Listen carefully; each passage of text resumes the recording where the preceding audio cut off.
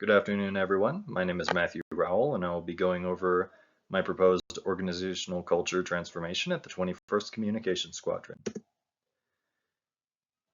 21st CS provides mission assurance and national security through highly advanced training and technology. It has a unique mission in the Department of Defense, and it has a need for optimized operations and employee development for future leaders. To give context, it provides global missile warning and maintains the systems therein, and cyberspace operations for the purpose of defending our cyberspace networks and SCADA infrastructure in the United States and with our allies.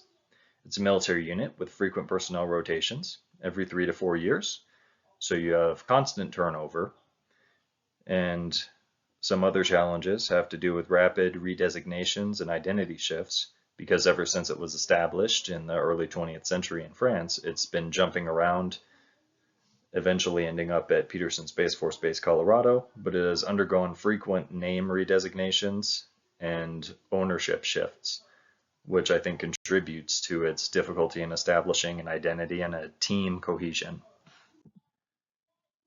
First, I'll start by going over the CVF, Competing Values Framework. It has 2 dimensions, flexibility and stability, and internal versus external focus, which break down into 4 types: clan, adhocracy, market, and hierarchy. Now, the Organizational Culture Assessment Instrument, or OCAI, uses 6 dimensions to assess culture to break down where a culture is in the CVF and where a culture should be based on the inputs of the selected group. The employees, or the people surveyed, will allocate 100 points across the 4 culture types in 2 rounds. As you can see in the example to the right, they'll read the questions, and using that prompt, that's how they'll allocate their points. Round 1 is the culture as it is, and round 2 is where they believe the desired end state should be.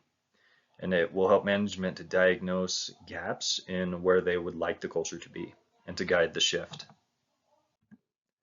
So first, you'll see, being a military institution, the 21st CS is primarily hierarchy focused, with a very small amount of market and clan and almost no adhocracy, meaning very low creativity. This low clan emphasis has resulted in limited personal development based on the people interviewed, and management listens but rarely implements employee suggestions. So they seem to be open to ideas but don't actually carry them through.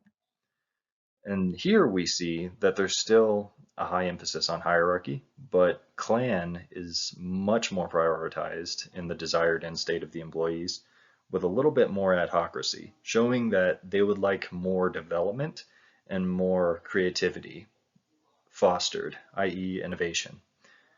And hierarchy still remains very important, as adherence to procedures is critical with their mission, but it's less dominant when compared to the others. This shows me that it's still prioritized, but there should be a shift of priority such that development of people and teams and entrepreneurship is increased.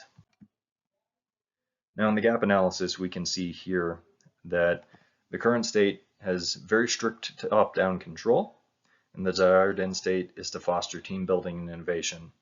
And the employee feedback seems to show a disconnect between the shift crews that do the actual work and the leadership who administrate. So my path forward would be in Q1 to have leadership training on how to be servant leaders and have cross-functional teams across all of the shifts and with the management team, and to have open forums for feedback. In the second quarter, we'll have a rotational advisory board of employees who rotate quarterly to give advice to management on how to effectively lead the teams. We'll have anonymous feedback mechanisms and innovation programs which get employee buy-in. And then in the final 2 quarters, we'll focus on command by negation. So if you can fix it at your level, do it, and fostering collaboration with professional development in things like Scrum and Agile methodologies. And we'll capture the results on a quarterly basis. We'll measure success using surveys, 360-degree feedback, and recognition and awards for employees to embody the new culture. That concludes my briefing. Any questions? Here are my resources.